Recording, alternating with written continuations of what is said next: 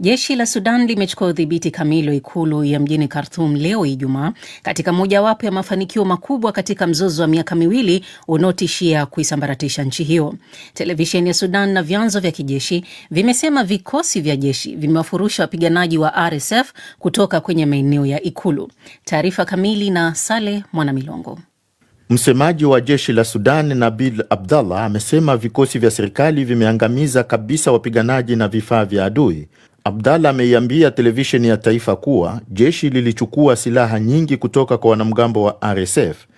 Jenerali Nabil Abdallah ameapa kwamba jeshi litaendelea kusonga mbele katika nyanja zote hadi ushindi utakapokamilika. Vikosi vyetu thabiti ambavyo ni fahari yetu wamepigana milele kishujaa kwenye vita vikali hii leo na vimepata ushindi mkubwa katika mapambano katika jiji la Khartoum.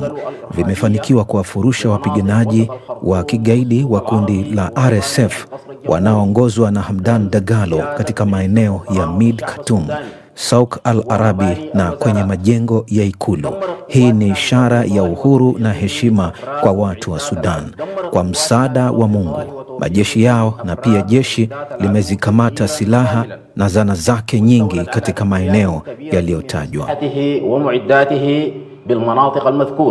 Katika mitandao ya kijamii, video ziliwaonyesha wanajeshi wakiwa ndani ya ikulu ya rais wakipeana pongezi, lakini haikuthibitishwa mara moja kama picha hizo ni za siku gani. Wanamgambo wa RSF walivamia ikulu mnamo Aprili 2023 wakati vita vilipozuka kati ya jeshi la Sudan na kundi hilo la RSF linaloongozwa na Jenerali Hamdan Dagalo maarufu Hemeti. Wakati huo wanamgambo wa RSF walichukua udhibiti wa mitaa ya Khartoum kwa haraka, huku serikali inayoungwa mkono na jeshi ikikimbilia bandari ya Sudan kwenye pwani ya Bahari Nyekundu. Miezi ya hivi karibuni kumeshuhudiwa mapigano makali katikati ya mji mkuu Khartoum. Mapema wiki hii, jeshi lilisema vikosi vyake vimewazingira wapiganaji wa RSF kutoka kaskazini na kusini mwa mji wa Khartoum. Kwa siku kadhaa, jeshi limeonekana kubadili mkondo wa vita, kwanza likisonga mbele katikati mwa Sudan ili kurudisha eneo lake kabla ya kuelekeza nguvu zake mjini Khartoum. Hata hivyo, pande zote mbili zimeapa kuendelea kupigania sehemu iliyobaki ya nchi na hakuna juhudi zozote za mazungumzo ya amani zilizotekelezwa. Vita hivyo vilizuka huku kukiwa na mzozo wa madaraka kati ya jeshi la Sudan na wanamgambo wa RSF kabla ya kipindi cha mpito kuelekea utawala wa kiraia.